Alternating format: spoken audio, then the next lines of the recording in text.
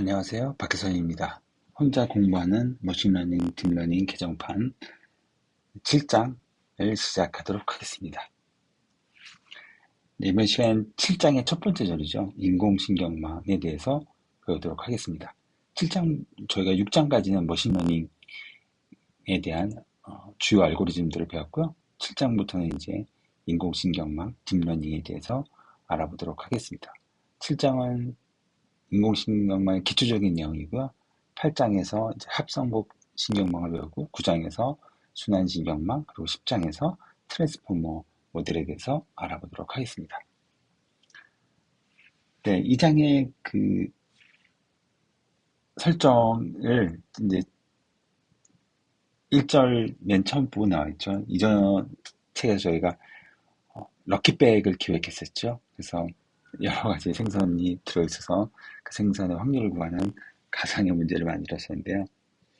네, 뭐 어떤 분은 재미없다고 할 수도 있고 어떤 분은 좀 재밌다고 할 수도 있는데 이번에는 7장에서는 똑같은 럭키백을 이제 패션 아이템으로 뭐 이렇게 여러 가지 패션 아이템을 랜덤으로 넣어서 뭐가 나올지 모르는 상품을 구성했다고 가정을 해보겠습니다. 그래서 이 럭키백에 어떤 상품이 들어있는지를 이제 예측하는 확률을 예측하는 그런 문제로 가상을 만들어 봤습니다.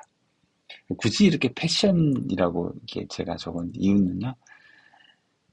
머신러닝에서는 가장 많이 사용되는 데이터셋이 저희 책에는 안 썼지만 다른 책에 보면 붓꽃 데이터셋이라고 있습니다. 그래서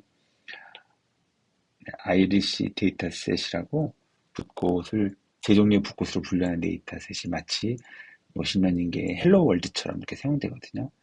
너무 많이 사용되다 보니까 어느 책을 보거나 다 똑같은 데이터셋이 등장하니까 좀 너무 재미없죠. 그래서 저희는 이제 생산 데이터셋으로 바꿔서 이렇게 전반부를 꾸며봤는데요.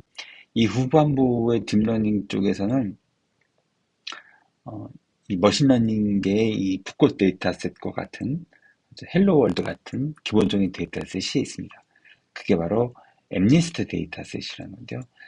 이 엠니스트 데이터셋은 메타에 있는 얀루쿤 박사가 르넷이라는 최초의 합성곡 신경망을 만든 분이죠. 네. 얀루쿤 박사가 만든 숫자 데이터셋입니다. 그래서 0서부터 9까지 손으로 쓰인 손글씨 이미지고요. 이 손글씨 이미지를 가지고 이미지를 처리해서 이 쓰인 숫자가 0인지 1인지 에서 9까지 알아맞추는 그런 데이터셋이에요. 그래서 이게 가장 많이 쓰이는 인공신경망의 기본 아주 샘플 데이터셋입니다. 그러다 보니까 어느 책을 보나 다 똑같이 이 엠니스트 데이터셋이 다 사용하게 돼요. 10중에 한 7, 8은 엠니스트를 쓰지 않을까 이렇게 생각이 됩니다. 너무 재미없으니까 이 엠니스트 데이터셋보다 조금 더 어렵게 만든 게 패션 엠니스트 데이터셋입니다. 그래서 숫자보다도 조금 어렵게 이 의류 이미지를 사용해서 이렇게 바지, 웃도리, 뭐 신발 이런 의류 아이템을 가지고 만든 데이터셋이에요. 조금 더 어렵죠. 하지만 이 패션 엠니스트 데이터셋도 사실은 많은 책에서 사용하고 있습니다. 그래서 자주 만나보실 수 있어요. 하지만 비교적 이제 엠니스트보다는 그래도 덜 사용하니까 저희가 패션 엠니스트 데이터셋을 사용하도록 하겠습니다. 그래서 이 패션 엠니스트 데이터셋처럼 적당한 사이즈의 콜앱 규모에서 훈련할 수 있는 잘 정의된 데이터셋을 찾기가 또 썩 쉽지는 않습니다. 물론 이제 만들 수도 있지만은 그래서 저희 책에서는 후반부에 패션 엠니스트 데이터셋을 사용하고요. 참고해 주시면 좋을 것 같고 최근에는 또 캐글 같은 데서 많은 데이터셋이 공개되어 있습니다. 그래서 예제를 다른 데이터셋으로 바꿔서 해보시는 것도 좋은 방법이라고 생각이 돼요. 저희가 혼자 만들면서 공부하는 딥러닝이라는 책이 곧 출간되거든요. 이 영상을 찍는 시점에 있어서 며칠 후면 나올 것 같은데, 네. 혼자 만들면서 공부하는 딥러닝이라는 책이 있습니다. 이 책이 곧 출간될 텐데요. 이 책을 만들 때는 이제 최근에 만들었으니까 최근에 꽤 많은 데이터셋이 있잖아요. 그리고 적당한 규모의 데이터셋도 찾아볼 수 있습니다. 그래서 예를 들면 여기서는 저희가 피스타치오 이미지를 가지고 두 종류의 피스타치오가 두 종류가 있는데 되게 구분하기 힘들더라고요. 육안으로 봐서. 이 두 종의 이미지를 합성공식용망을 사용해서 분류하는 문제를 풀어볼 수 있습니다. 그래서 이렇게 케글 같은 데에서 유사한 적당한 크기의 이미지, 적당한 용량의 이미지를 샘플 데이터를 찾아서 한번 실험해 보시는 것도 좋을 것 같습니다. 근데 저두가 길었네요. 어쨌든 저희는 패션 엠리스트 데이터셋을 사용하도록 하겠습니다. 이 두 데이터셋이 같은 점이 있습니다. 10개의 클래스로 구성되어 있고요. 0에서부터 9까지 여기서는 뭐 의류 아이템이 이렇게 10종류가 있습니다. 그다음에 똑같이 28 곱하기 28 크기의 흑백입니다. 그래서 높이와 너비가 모두 다 28 곱하기 28 픽셀인 흑백 이미지고요. 우리가 이전 시간에 군집, 그러니까 비지도 학습 문제에서 저희가 과일 데이터셋을 봤을 때도 반전돼 있었죠. 그래서 실제로 저희가 원래는 흑백이 저희가 바탕 부분이 검은색이 0이고 밝은 부분이 255인데 그렇게 되면 저희가 배경이 밝게 돼서 사진을 찍으면 배경이 밝고 근데 저희 이미지가 어둡게 나오잖아요. 그러다 보니까 픽셀 값이 반대가 되죠. 배경이 아무 의미가 없는 건데 배경에 250이라는 높은 값이 들어가면 안 되니까 그럼 뭔가 모델이 이상하게 학습하니까 저희가 보통 이걸 반전시켜서 하거든요. 그래서 마찬가지로 이 엠리스트 데이터셋도 역시 반전이 되어 있습니다. 배경이 검게 0에 가까운 값으로 그리고 뭔가 객체가 드러나는 부분이 이제 높은 값, 픽셀 값 255에 가까운 값으로 나타냈고요. 똑같이 28 곱하기 28의 픽셀의 흑백 데이터셋으로 패션 앤리스트도 되어 있습니다. 그리고 똑같이 훈련 세트가 6만 개고요. 테스트 세트도 10,000개입니다. 6만 개니까 각각 클래스마다 6,000개의 훈련 샘플이 있는 거죠. 테스트 세트는 약 1,000개의 샘플이 각 클래스마다 있는 아주 잘 정의된 데이터셋입니다. 그래서 데이터를 준비하는 방법은 워낙 유명하니까 엠리스트랑 패션 엠리스트는 케글에서 제공을 합니다. 케라스에서 제공을 합니다. 저희가 임포트 케라스 한 다음에 케라스 데이터 세트 지금은 이제 케라스에 대한 설명을 자세히 안 했지만 잠시 후에 해드리겠습니다. 일단 저희가 써보죠. 케라스 데이터 세트 모듈 밑에 패션 엠리스트 밑에 로드 데이터라는 함수를 호출하면 친절하게 훈련 데이터 입력과 타겟, 테스트 데이터 입력과 타겟을 각각 이렇게 튜플로 반환을 해줍니다. 가끔 이 역슬래시 문자가 뭐냐라고 이렇게 물어보시는 경우가 있는데요. 역슬래시는 이 파이썬에서 한 줄로 길게 쓰기 싫어서 두 줄로 나눴을 때 쓰는 두 문장을 이어주는 그런 기호죠. 네, 역슬래시 문자를 써서 저희가 이퀄 다음에 이렇게 내렸으면 오류가 나거든요. 파이썬에서는. 근데 역슬래시 문자를 써주면 오류가 나지 않고 그 다음 줄을까지 한 줄로 생각해서 처리를 합니다.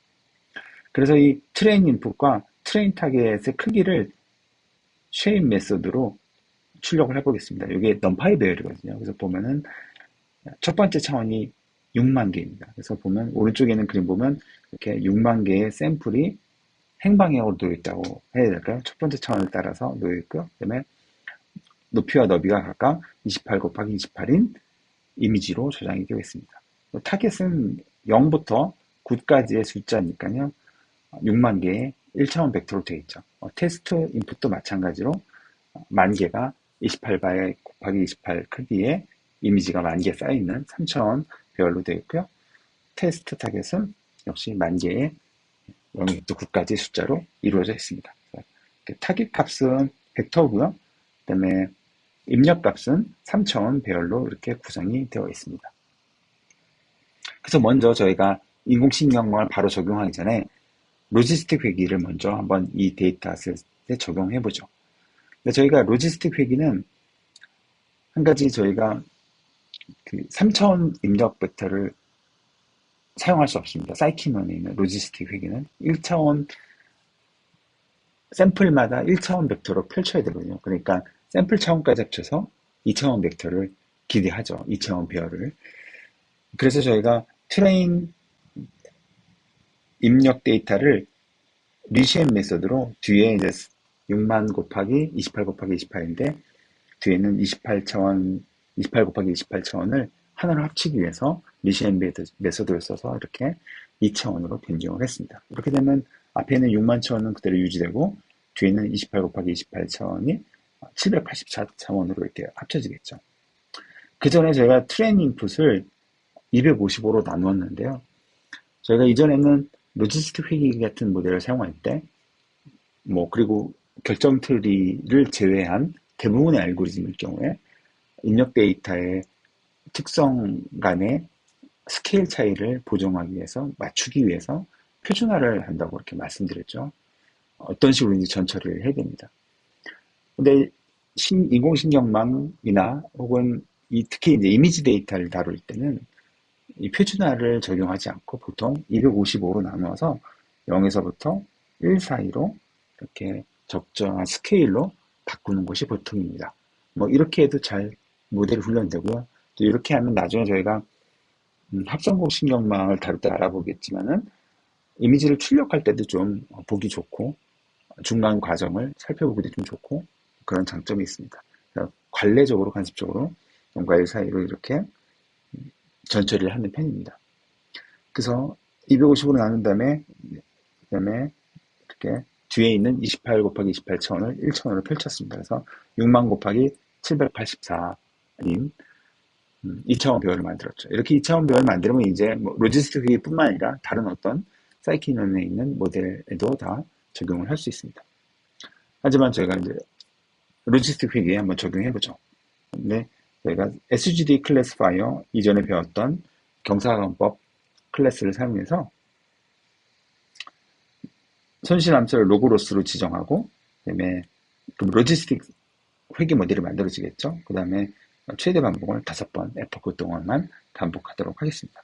이렇게 해서 모델 객체를 만든 다음에 크로스 밸리데이션을 수행해서 교차 검증 점수를 한번 확인해 볼 텐데요. 보면 테스트 세트, 그러니까 검증 세트에 대한 점수가 약 82% 정도 이렇게 적용된 것을 볼 수 있죠. 네, 이 성능이 아주 좋은 건지 혹은 아주 나쁜 건지는 잘 모르겠지만 어쨌든 성공적으로 잘 훈련이 된 것 같습니다. 약 82% 정도는 정답을 맞췄다고 볼 수 있겠네요. 이 로지스틱 회계 모델을 그림으로 한번 그려보면 이렇게 됩니다. 그래서 왼쪽에 저희가 픽셀을 지금 784차원으로 펼쳤거든요. 그래서 784개의 픽셀 값이 있고요. 이 픽셀 하나를 각각 10개의 클래스에 다 곱합니다. 그래서 첫 번째 픽셀은 티셔츠, Z 티셔츠 값에 대한 로지스틱 확률 값을, 로직 값을 계산하기 위해서 첫 번째 픽셀부터 784번째 픽셀까지 모두 다 어떤 가중치를 곱해서 이렇게 가중치를 곱하죠. 네. 784개 가중치를 곱해서 Z 티셔츠를 만들고 물론 이제 절편이 하나 필요하겠죠. 그래서 Z 티셔츠에 대한 쭉 어떤 식이 나오겠죠. 그렇죠? 저희가 로지스틱 회계를 배울 때 이런 선형 방정식을 아마 만들어 봤던 것을 기억하실 것 같습니다. 마찬가지로 바지에 대해서도 이런 선형 방정식을 계산할 수 있습니다. 첫 번째 픽셀을 그다음에 두 번째 픽셀에 대한 가중치를 각각 이렇게 곱해서 그리고 역시 절편을 더해서 이런 식으로 저희가 바지에 대한 선형 방정식을 만드는 거죠. 이런 식으로 해서 10개의 클래스에 대한 선형 방정식을 모두 다 만듭니다. 그리고 이 선형 방정식에 대한 개수값이 앞에서 저희가 만든 SGD 클래스파이어에 저장이 되어 있겠죠. 이런 식으로 모델을 저희가 훈련한 거죠. 그래서 이 10개 선형 방정식의 출력값 중에 가장 큰 게 예측 클래스가 되는 거죠. 근데 인공신경망도 이것과 굉장히 비슷합니다. 앞에서 본 설명드린 이제 로지스틱 회귀의 그림이고요. 그다음에 오른쪽은 저희가 이제 이번 시간에 만들 인공신경망 모델인데요. 너무나 똑같죠. 그래서 첫 번째 이미지를 펼쳐서 저희가 784개의 픽셀을 만든 다음에요. 그다음에 이 각각을 하나의 입력 값으로 둡니다. 픽셀을 x1, 첫 번째 픽셀을 x1, 두 번째 픽셀을 x2 뭐 이런 식으로 이름을 짓는다고 가정해보죠. 이 입력을 저희가 입력층이라고 부릅니다. 사실 이 인공신경망은 각각의 하나의 계산 단위를 층이라고 보통 얘기하는데요. 레이어라고 저희가 얘기하죠. 그래서 층에서 여러 개의 층이 이제 어떤 연산을 입력 데이터에 어떤 연산을 적용해서 이렇게 변환시키는데요. 특히 이 입력층은 사실 아무런 연산을 수행하지 않습니다. 그냥 입력 데이터 자체거든요. 이걸 입력층이라고 저희가 부릅니다. 근데 간혹 아주 드문게 어떤 책에서는 입력층이 계산되는 첫 번째 층을 입력층이라고 부르는 경우도 있어요. 그래서 가끔 혼돈이 될 수도 있습니다. 하지만 대부분의 경우 거의 많은 책이나 프레임워크에서는 거의 입력층을 계산이 아니라 입력 데이터 자체를 입력층이라고 저희가 부릅니다. 그래서 저희 책에서도 입력층이라고 부르고요. 근데 간혹 그렇지 않은 책도 있다는 거, 네, 약간 혼돈이 될 수 있지만 어쩔 수가 없는 것 같아요. 하지만 다수는 입력층이라는 건 입력 데이터 자체를 의미하기 때문에 그렇게 해주시고요. 그래서 입력층입니다. 그래서 이 입력층을 첫 번째 층이자 두 번째 층이죠. 입력층 다음에 두 번째 층이자 계산되는 첫 번째 층이죠. 계산이 있는 첫 번째 층입니다. 이 첫 번째 층을 적용합니다. 똑같이 Z1을 계산하기 위해서 X1에다가 W1, 그다음에 2, 그다음에 W784까지 곱해서 Z1은 X1 곱하기 W1 더하기 X2, W2 뭐 이런 식으로 쭉 계산이 되는 거죠. 그다음에 Z2도 마찬가지로 X1, W1, X2, W2. 그런데 이 W1과 이 W2는 서로 이 W1과 이 W1은 다르죠. W2와 이 W2도 다르고 로지스틱 회계랑 마찬가지입니다. 각각 Z1과 Z2를 계산할 때 사용하는 계수와 편향 벡터, 절편 벡터는 모두 다 다른 거죠. 이런 식으로 해서 Z10까지 만들고 Z1은 저희가 티셔츠야, Z2는 바지야, 뭐 이런 식으로 저희가 레이블을 클래스를 부여할 수 있는 거죠. 그래서 10개의 Z 값을 구해서 그 중에 가장 큰 로지스 값을 내는 것을 each 클래스로 사용됩니다. 이게 인공신경망이거든요. 그래서 가장 간단한 인공신경망은 로지스틱 회귀 모델과 다를 바가 없다라고 제가 말할 수 있어요. 그리고 그렇기 때문에 저희가 4장에서 선형 회귀와 로지스틱 회귀를 빼고 인공신경망을 공부하기가 굉장히 어렵습니다. 어차피 인공신경망을 소개하려면 이런 선형 회귀와 로지스틱 회귀 모델을 소개할 수밖에 없어요. 그래서 이 책의 구성이 이렇게 되어 있는 것 같습니다. 이렇게 한 것 같아요, 제가 했죠. 네. 마치 제3장에 하는 것처럼 말을 좀 혼나네요. 네, 이 첫 번째, 계산이 있는 이 첫 번째 층을 저희가 여기서는 하나밖에 없으니까 출력층이라고 이렇게 부릅니다. 그래서 여기서는 입력층과 출력층만 있는 아주 간단한 인공신경망이고요. 다음 시간에는 입력층과 출력층 사이에 또 다른 층이 있는 그런 신경망도 저희가 만들어 보겠습니다. 일단 여기까지 제가 간단한 모델만 생각해 보기로 하겠고요. 지금 시간에는 요 각각에 있는 요 계산 단위값, Z값을 인공신경망에서 뉴런이라고 부릅니다. 혹은 로짓이라고 이렇게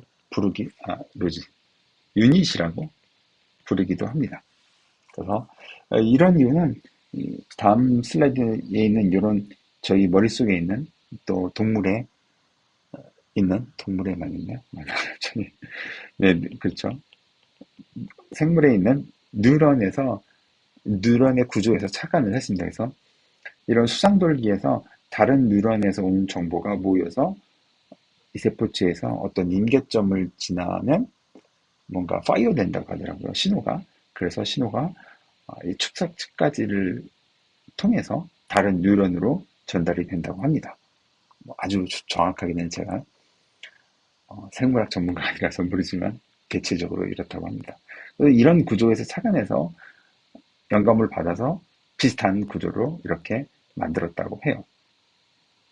라고는 하지만 중요한 거는 그냥 요 그림에서 영감을 받았거나 이걸 보고 뭔가 좀 아이디어를 얻은 거지 이거를 그대로 시뮬레이션 한 건 아닙니다. 이거 완전 다른 거죠. 네. 그러니까 우리 머릿속에 있는 뉴런을 모사하거나 그대로 복제했거나 그 기능을 재현한 건 절대 아닙니다. 그래서 앞으로 보겠지만 합성곡 신경망도 그렇고 순환신경망도 그렇고 트랜스포머도 그렇고 저희 머릿속에서 일어나는 일을 에서와는 전혀 상관없이 그거와는 전혀 관련 없이 그냥 뭔가 결과를 좋게 하고 우리가 원하는 목표를 달성하기 위해서 계속 새로운 아이디어를 내고 실험하고 해서 만들어진 구조이지 이게 뭐 우리 생물학적인 뇌를 모방하거나 그걸 흉내내기 위해서 기술이 발전된 게 아니거든요. 그래서 우리 뇌랑 인공신경만이랑 신경이라는 게 들어오기 때문에 네, 오해가 좀 있는데 연관짓지 않는 것이 좋습니다. 그래서 요즘 사람들은 앞서도 말씀드렸지만 뉴런이라고 표현 안 하고 유닛이라고 말하는 경우도 많이 있습니다. 그래서 이 신경만 유닛이 몇 개 있다 이렇게 표현하면 자꾸만 뉴런이라고 하니까 잘 모르는 분들에게 오해의 소지를 줄 수 있는 거죠. 네. 하지만 아직까지도 뉴런이란 말이 널리 사용되고 있기 때문에 우리 책에서는 뉴런이라고 사용되고 있습니다. 하지만 진짜 우리 머릿속에 있는 뉴런이랑 상관없다는 걸 꼭 기억해 주시고요. 다른 책에서는 유닛이라는 표현도 아주 널리 사용되고 있다. 라고 이렇게 이해해 주시면 좋을 것 같습니다. 여기서 한 가지 또 유념할 점은 이 뉴런의 개수, 이 지금 출력층에 있는 뉴런의 개수 10개거든요. 그러면 출력도 10개가 나온다는 겁니다. 그래서 이런 점을 잘 눈여겨보시고요. 어떻게 보면 너무 당연한 건데, 이후에 저희가 계속 모델을 만들어 가면서 이런 과정이 반복되어 나오기 때문에 어떤 층에 뉴런이 10개 있으면 출력도 10개고, 뉴런이 100개 있으면 출력도 100개가 나오는 이런 현상을 보실 수 있을 겁니다. 또 이런 층, 지금 여기에는 출력층 하나만 있는데, 이런 층을 저희가 이 뒤에 있는 입력밖에 없지만, 네, 입력과 모두 다 연결되죠. 입력 784개랑 Z1이 다 연결되거든요. 어떤 가중치로 곱해서 다 연결이 됩니다. 마찬가지로 Z2도 X1부터 X 784까지 모든 입력과 어떤 가중치로 곱해져서 다 연결이 됩니다. 그렇기 때문에 이렇게 모두 다 연결되어 있다고 해서 저희가 이거를 완전 연결층이라고 부르기도 합니다. fully connected layer 이렇게 부르죠. 조금 이렇게 모든 입력이 다 연결되어 있다. 빽빽하게 다 연결되어 있다라고 해서 밀집층이라고 부르기도 합니다. dense layer 이렇게 부르기도 하죠. 또 일부 파이토치 같은 언어에서는 이걸 선형층 이렇게 부르기도 합니다. 왜냐하면 선형 방정식을 계산하잖아요.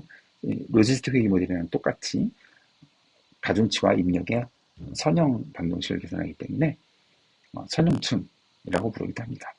그리고 이런 신경망, 입력 데이터가 뒤에 있는 데이터가 앞으로 전달되고 그 다음에 이 데이터가 계산이 돼서 또 앞으로 이렇게 전달이 되죠. 이게 거꾸로 뒤로 돌아가는 건 없죠. 그렇기 때문에 이런 신경망을 저희가 또 피드 포워드 신경망이라고 이렇게 부릅니다. 그래서 인공신경망은 이 기본 알고리즘은 로지스틱 회귀랑 굉장히 비슷하지만 이 용어가 굉장히 많이 나옵니다. 어떻게 보면 용어와의 싸움 같아요. 이번 시간에도 많이 나오지만 또 이 뒤에 8장이나 9장에 가면 또 다른 새로운 용어들이 또 많이 나옵니다. 트랜스포머도 마찬가지예요. 그래서 용어의 늪에 빠지지 마시고요. 어떻게 보면 비슷한 개념을 계속 이렇게 바꿔서 얘기하거나 조금 다르게 표현하는 것 뿐이니까요. 네. 한번 이해하면 용어에 이렇게 혼돈이 없으실 것 같아요. 그래서 완전 연결층, 밀집층, 선형층, 피드포워드 신경망 이렇게 이런 층을 이렇게 세 가지로 부르고요.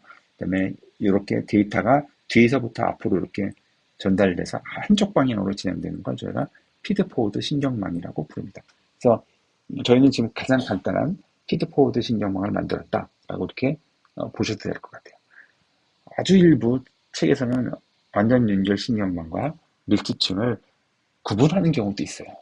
이 다른 점을 굳이 따져서 하지만 저희 일반적으로 대부분의 책이나 저희 책도 이 두 가지를 구분하지 않고 동일한 것으로 생각하도록 하겠습니다.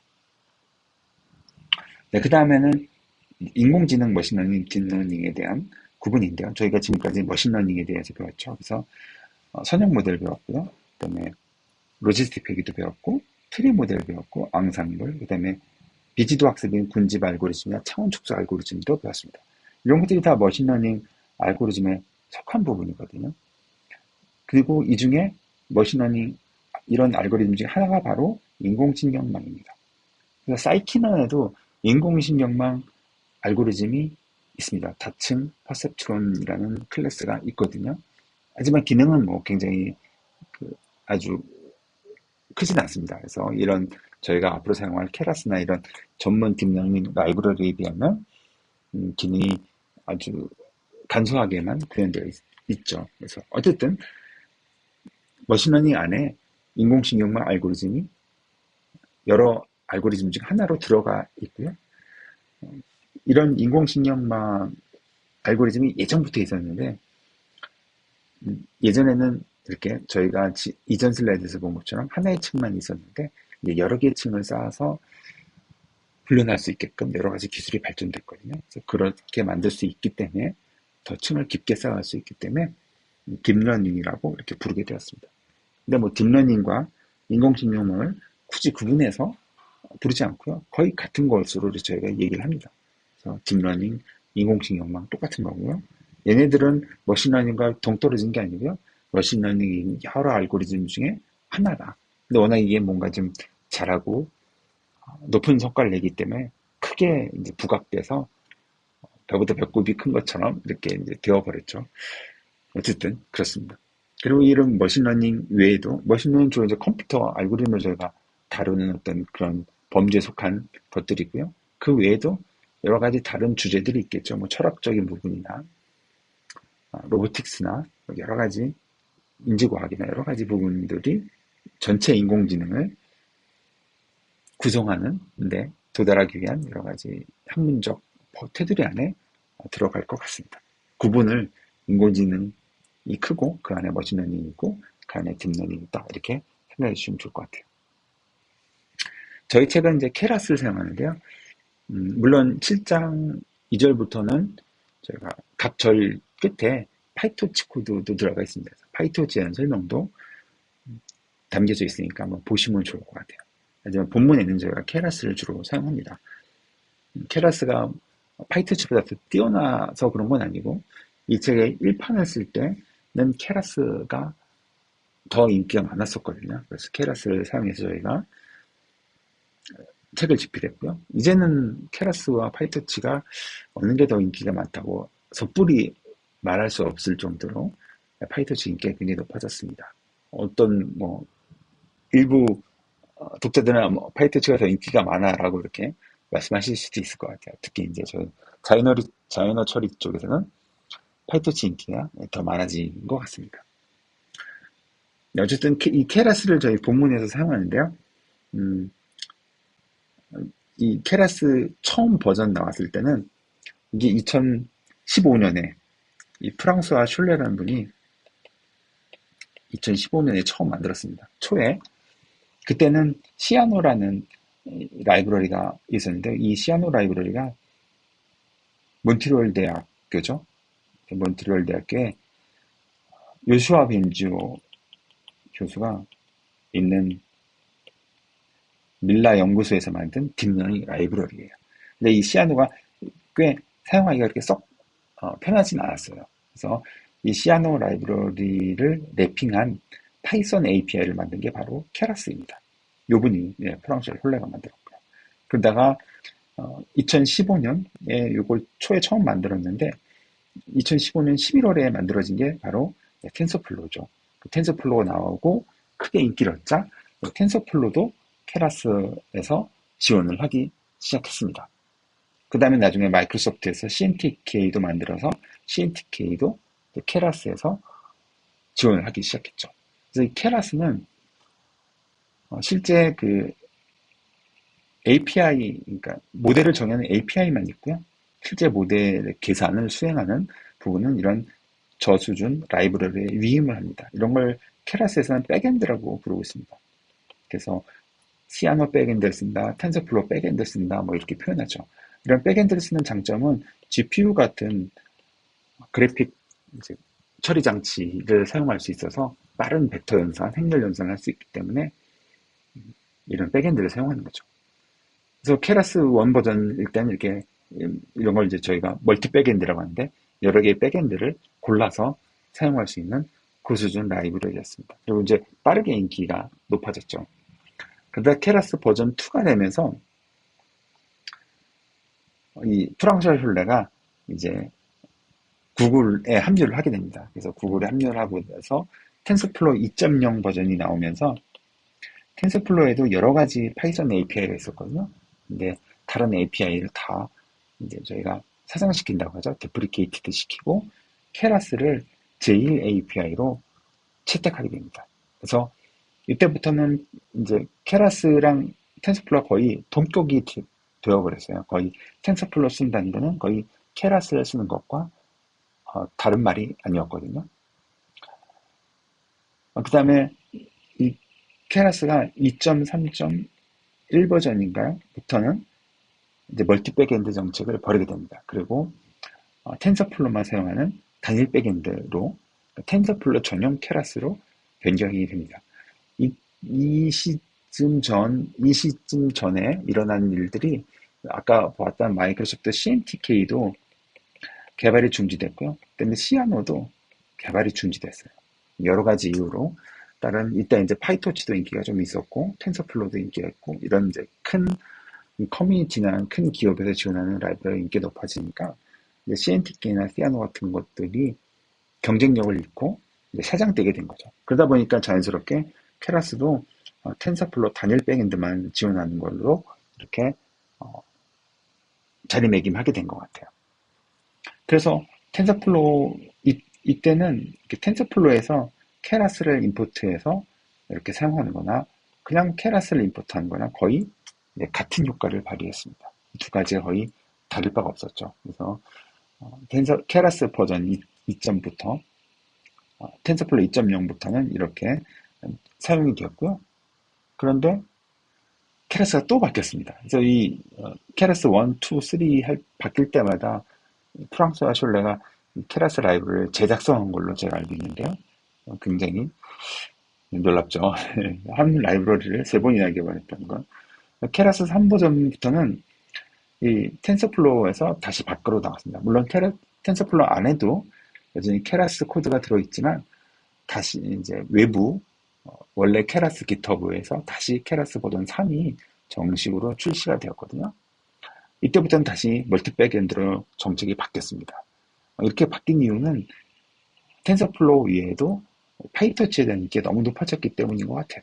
또 구글에서 만든 또 다른 라이브러리인 잭스도 요즘 인기가 점점 높아지고 있죠. 그래서 케라스 버전 3부터는 텐서플로우, 파이토치, 잭스를 사용하는 멀티 백엔드가 되었습니다. 또 우연인지 프랑스와 슐레도 구글에서 퇴사를 하기도 했습니다. 파이토치는 지금 원래 메타에서 개발하다가 지금 리눅스 산하의 재단으로 이관이 됐죠. 그래서 완전한 오픈소스로 잘 유지가 되고 있고 인기가 많이 올라가고 있습니다. 네, 아까도 말씀드렸지만 이 파이토치에 대한 코드도 각절의 끝에 제공이 되고 있기 때문에 7장 2절부터 책을 참고해서 케라스 모델로 영상을 통해서 공부하시고 또 파이토치 코드도 책의 부록을 통해서 어떻게 만드는지 익히시면 좋을 것 같아요. 그러면 다른 이제 파이토치 책이나 다른 텐서플로우 책을 보실 때에도 어떤 책을 보더라도 도움이 되실 거라 생각이 됩니다. 네, 소두가 길었네요. 그래서 저희가 이렇게 변천사를 겪어온 케라스를 이제 다뤄보도록 하겠습니다. 케라스로 인공신경망 모델을 만드는 건 굉장히 간단합니다. 저희가 사이키널을 사용했던 그랬지만은 모델을 만드는 것 자체는 코드가 굉장히 간단하거든요. 그래서 어렵지 않습니다. 먼저 저희 입력층을 만들어야 되는데요. 케라스에는 레이어즈라는 모듈 밑에 여러 가지 여러 가지 층을 구현해 놓고 있습니다. 그래서 입력층은 input, 이게 클래스가 아니고 사실은 이게 함수거든요. 이게 함수인데, 다른 클래스랑 이름을 똑같게 하려고 이렇게 input, 이렇게 대문자로 썼습니다. 그래서, 어떻게 보면 이제 파이썬의 그 이름 규약을 약간 위배한 거긴 한데, 네, 그렇죠. 함수이지만 대문자 i를 써서 input이라고 이렇게 썼고요. 저희는 그냥 input층 이렇게 얘기했습니다. input층을 정의합니다. 그래서 input층에 저희가 784차원으로 펼쳤잖아요. 그래서 784라고 쓰고요. 앞에 6만 개가 있든지 샘플 개수가 뭐 몇 개가 있든지 샘플 개수는 적지 않습니다. 그래서 샘플 개수는 빼고 각 샘플의 처음만 저희가 이렇게 784 이렇게 쓰면 됩니다. 그 다음에 첫 번째 층으로 첫 번째 층이자 출력층이 되죠. 네. 로 덴스층, 밀집층을 이름이 똑같죠. 밀집이라는 거랑 덴스층을 둡니다. 그리고 뉴런의 개수는 10개로 둡니다. 왜냐면 저희가 10개의 출력이 필요하거든요. 클래스가 10개니까. 그리고 활성 함수는 액티베이션 함수의 소프트맥스로 지정을 합니다. 저희가 이 활성 함수에 대해서는 이제 계속 저희가 진행하면서 말씀을 드리겠지만은 저희가 이전 시간에 4장에서 아마 소프트맥스 함수를 다뤘던 것 같아요. 다중분류할 때 소프트맥스 함수를 사용해서 확률을 바꾼다고 말씀드렸잖아요. 그래서 여기서도 저희가 10개의 의류 이미지를 분류하는 거기 때문에 활성함수에 소프트맥스 함수를 두어서 확률로 변환을 합니다. 그래서 액티베이션 매개 변수에 소프트맥스를 지정했고요. 그 다음에 저희가 요 두 개의 이제 층 클래스를 객체를 만들었습니다. 인풋과 댄스 두 개를 만든 다음에 케라스의 시퀀셜 클래스의 입력으로 리스트로 이렇게 전달해 주면 됩니다. 그래서 이 인풋이 바로 요거죠. 입력 값을 지정하고요. 댄스는 바로 두 번째 층입니다. 출력층 댄스가 되고 이렇게 나란히 순서대로 리스트로 묶어서 시퀀셜 클래스에 전달해서 모델을 만들면 됩니다.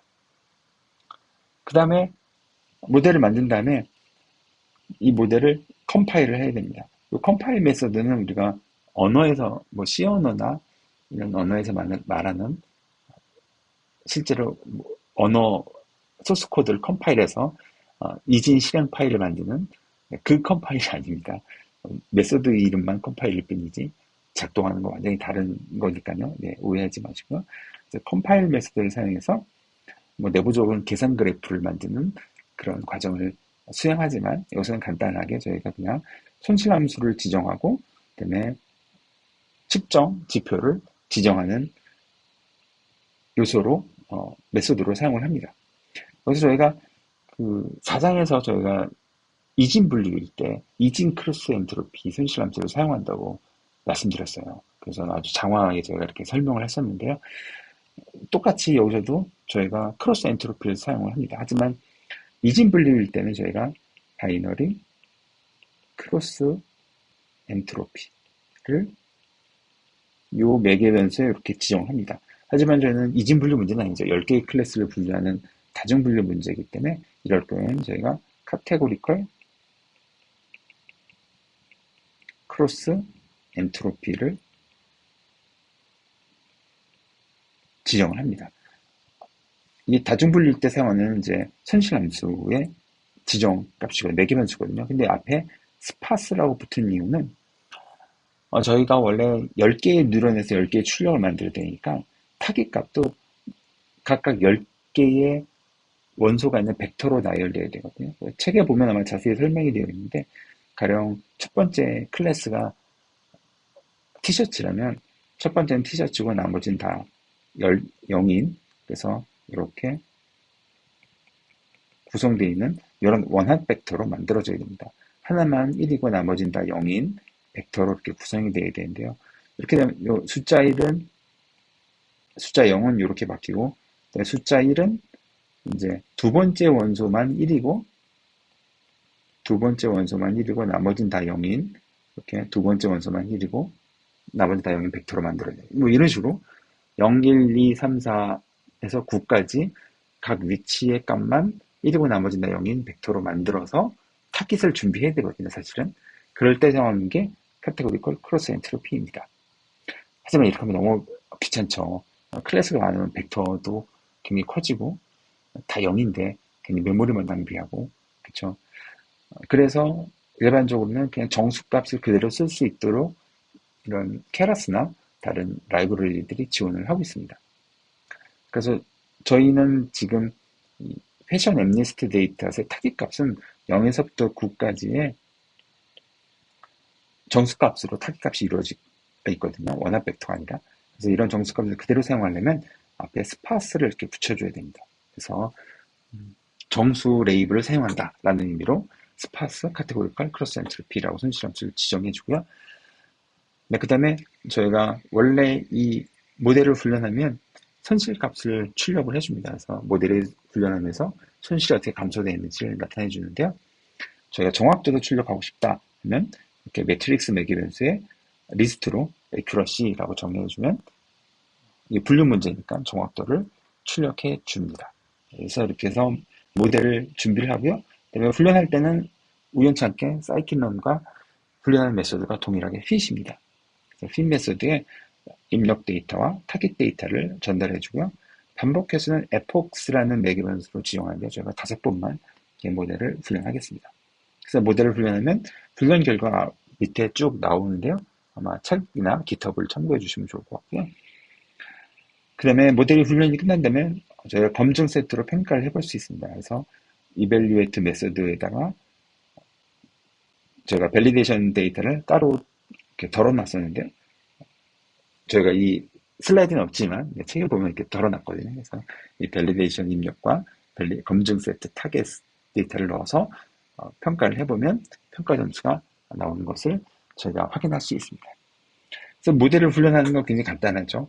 근데 이전에 있는 지금까지 배웠던 사이킨런의 모델 코드와는 조금 다른 면이 좀 있습니다. 특히 이 앞부분이 되게 중요한데 이 뒷부분은 이제 나중에 저희가 이제 다음 시간 계속 이어가면서 보겠지만 굉장히 반복됩니다. 그래서 관용적으로 사용되는 코드라고 볼 수 있고요. 이 앞에 코드가 모델마다 다르거든요. 그래서 어떤 층을 몇 개 둘지 그런 어떻게 구성할지가 모두 다 일종의 하이파 파라미터라고 볼 수 있습니다.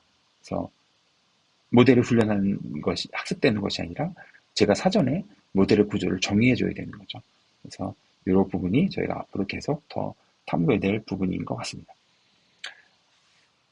네. 7장 1절에서 저희가 인공신경망을 처음 소개했고요.